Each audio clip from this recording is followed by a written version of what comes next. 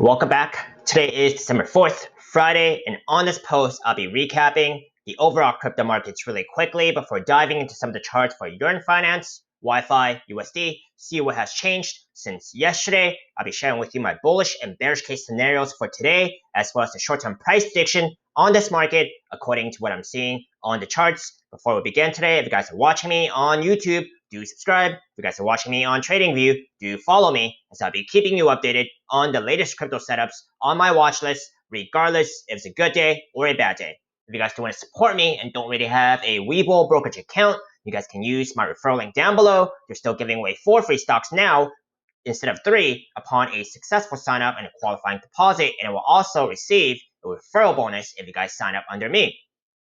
Please do also read my full disclaimer below. I am not a financial advisor and this is not financial advice. I am purely sharing my own speculations, opinions on this market. I cannot tell you the future, and you should always do your own due diligence before trading or investing in this market, as it is extremely risky and volatile. If you guys have any questions or comments, please do only leave them in the comment section below. I will get to them a lot faster that way. Now, see what exactly is going on in the markets first. On my previous post today on Ethereum, I have talked about Bitcoin dominance and Bitcoin price action and how that could affect altcoins in the short term.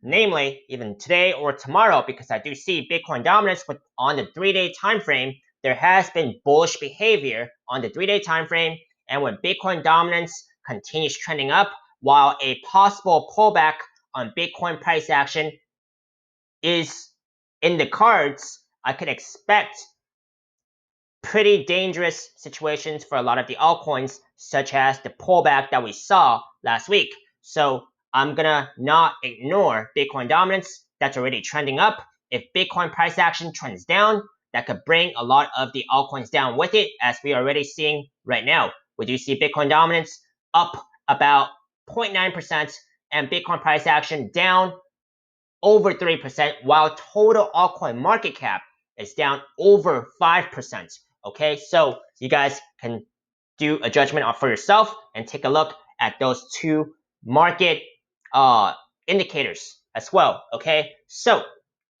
with that said, let's dive right into Yearn Finance, YFIUSD, and see what has changed since yesterday. Yesterday, I did mention 2 scenarios, bullish and bearish case scenarios.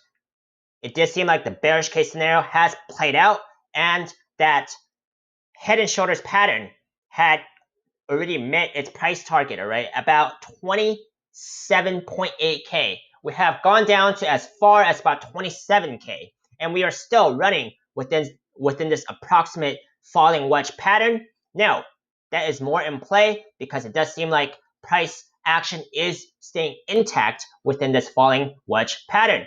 Now, if the falling wedge pattern does break out within the next about 2 hours or so, which would be the end of today's daily candle, I do have a measured target of about 31.3K. Okay, that is 60% chance of it breaking upwards. However, there are some major market factors, like I said, that should not be ignored and should be factored into my opinion here. Okay, Bitcoin price action, Bitcoin dominance.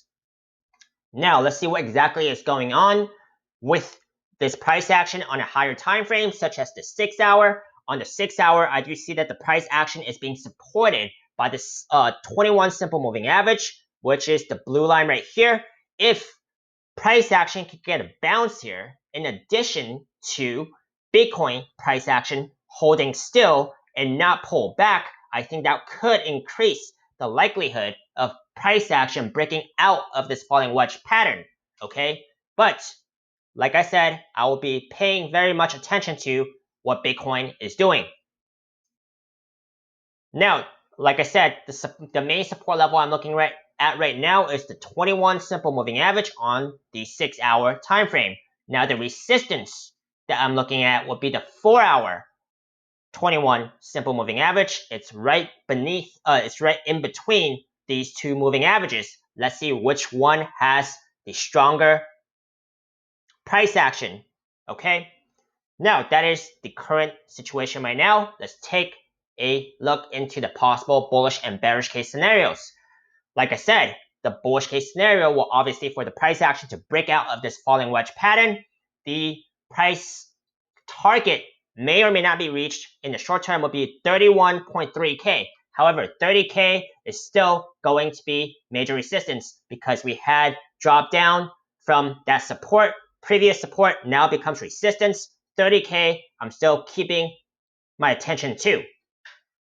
On the bearish side, if the 6-hour 21 simple moving average does not hold here, I can expect either bearish case scenario number 1 would be price action to continue down this falling wedge pattern, which would be a more gradual downward price action, okay?